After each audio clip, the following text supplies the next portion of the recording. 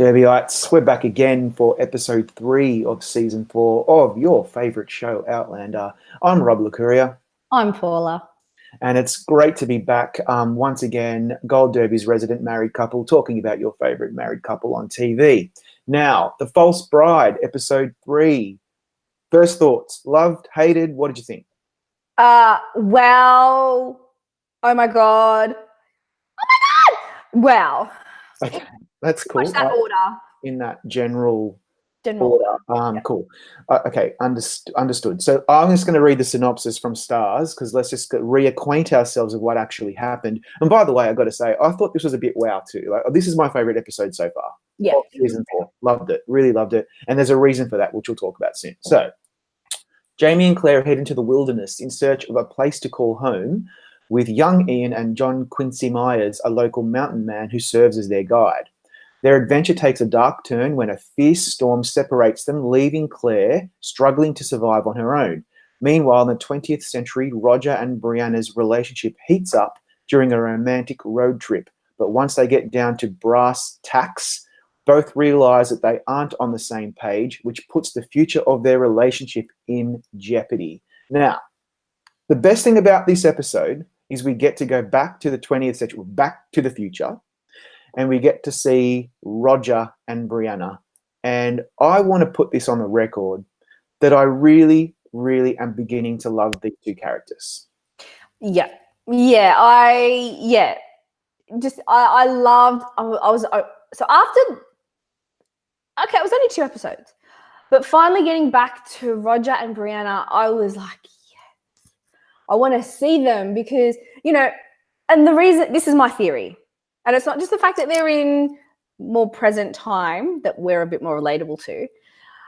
It's because we love Jamie and Claire, but they're the older married couple now. And Briana and Roger, they're still figuring things out, and it's still passionate and young and fun. What everyone's like at their age. So that's what I liked about it, and I loved seeing them back again. Yeah, I am a very, very big fan of Sophie Skelton and Richard Rankin. I think they're doing an amazing job. Amazing job, yeah. I actually, as much as I love Sam and Katrina, I was waiting for bated breath for their scenes. And when we did cut back to Jamie and Claire, even though it was a great bit of writing and scenery and whatever happened here, I was wanting to get back to Roger and Briana. I wanted to know what they were doing. So, yeah, and then, when you're there, you're like, what are Claire and Jamie doing? So, yeah. Yeah, this is the thing, and this is no lie. Every time Richard Rankin as Roger comes on the screen, I would always be like, oh, well, here we go again, because I just found it to be a bit kind of boring and vanilla, and just in terms of the way that he was playing this character. But this episode, it's kind of like he grew some balls. Like he's a musician and he's all fired up and he's a little passionate and he's convicted. And I just found like if there was any way in which this could be an Emmy episode, I think this would be the one for him to date. To date? Yeah. But there's probably more, right? There's more. Yeah. Okay, so say no more because I have no idea what you're talking about. And I'm sure a lot of people watching this probably know exactly what you're talking about too, given that you're all book readers and I haven't read a page. So, okay, that's all very interesting. So let's talk about some of the spoilers from the episode. So young Ian convinces Jamie to let him stay with them in America. Well, the whole point being is, don't forget, Ian was kidnapped on a ship that was owned and run by Galis Duncan, who went by a different name at that point. So they went after him. And Jamie, again, had an oath that he was going to return him back to his sister in Scotland. So that's a big thing for young Ian to finally convince his uncle to stay with them in America. And he puts across a very good argument. Also, Jamie and Claire accept the governor's offer to settle in North Carolina. So, okay, we kind of knew they were going to stay anyway, but now I think they're actually putting down roots now. Yes, they are. And you know, I'm not big on American history, unfortunately, especially whatever happened in the Carolinas. So they've been offered this piece of land. So they went and they go find it and they're searching. And this is where Fraser's Ridge starts. Now, for all the book readers, this is a big thing. It was very sentimental, and I'm a very sentimental person to start with.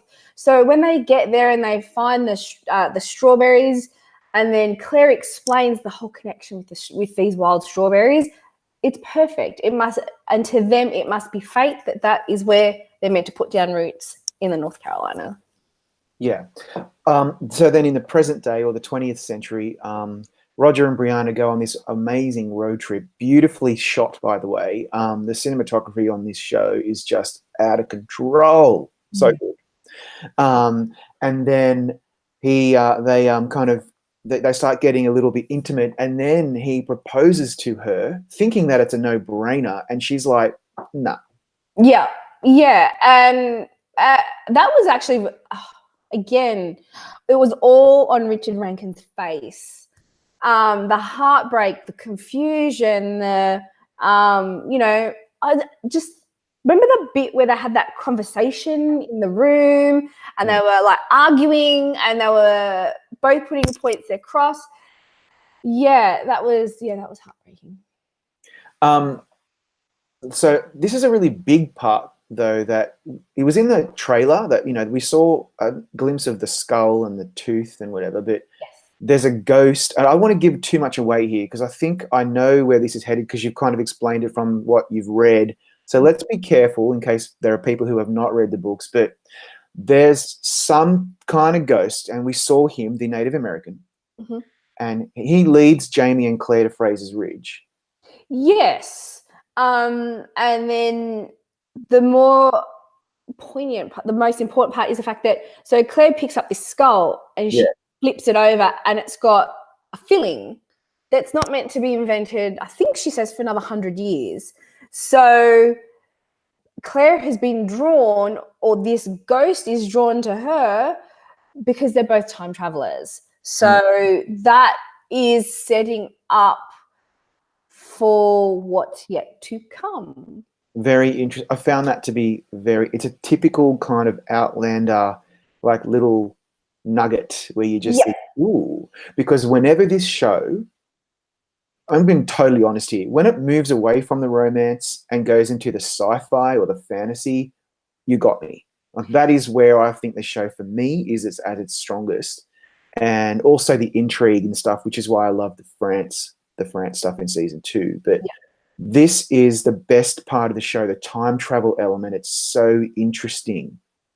Yeah, it is. That's the bit that hooks for most of us, because it starts off sci-fi and then it goes to historical romance. And so you got to remember, so don't forget, in the pilot, we saw the standing stones in North Carolina being built. Now we've got this Native American ghost appearing, wanting to somehow talk to Claire.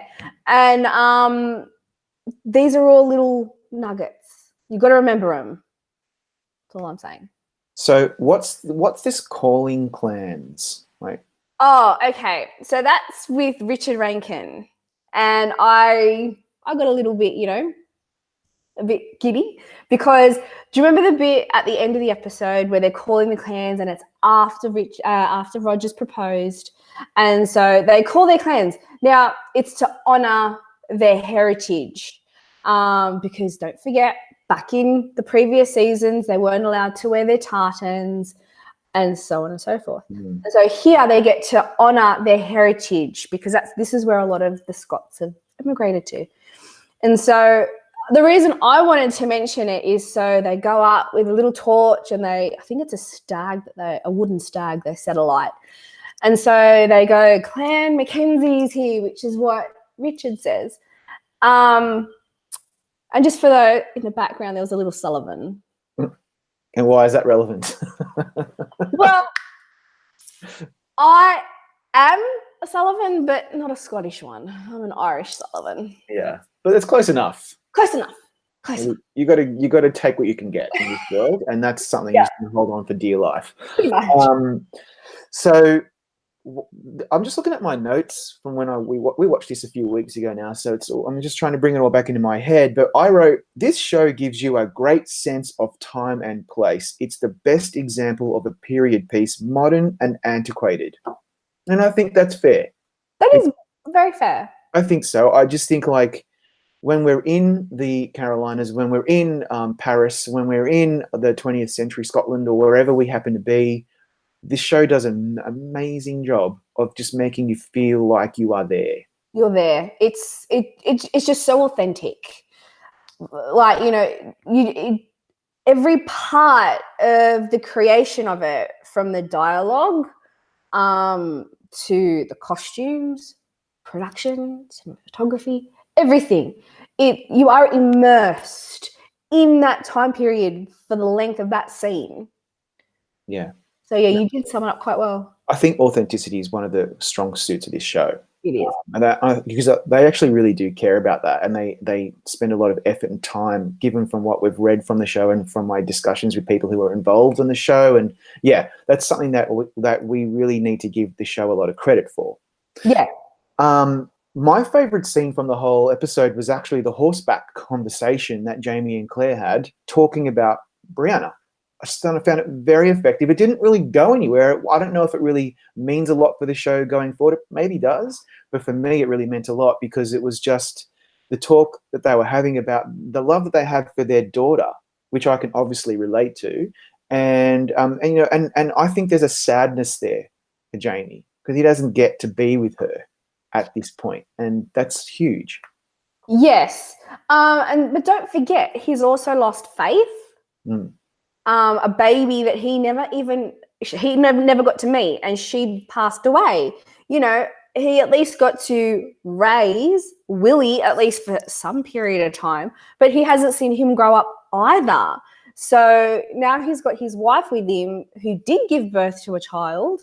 And you're right, he does feel, and Sam does it very well in his voice. He wants to know more about her, but it's also kind of breaking his heart at the same time. So yeah, and Jamie and Claire, they're still bonding. Don't forget, they haven't been together for long since she returned to Scotland. So they're still trying to figure each other out. And what's the best way to do it than bond over something that you did together? Yeah. Have a child. And I don't know where that's leading. I think you've given me a few clues as to what's going to happen later on, but we're going to say nothing until that actually happens. So, all right, Derbyites. Once again, we've given you our take on episode 3. Don't forget, you can comment on what you think about episode 3 down below, and you can also you can message us or tweet us at Robert Licuria, at Gold Derby, at Paula Licuria. You can also follow us on Instagram, Facebook, and make sure you stick with Gold Derby because this is where it's at when it comes to Outlander. See you next week.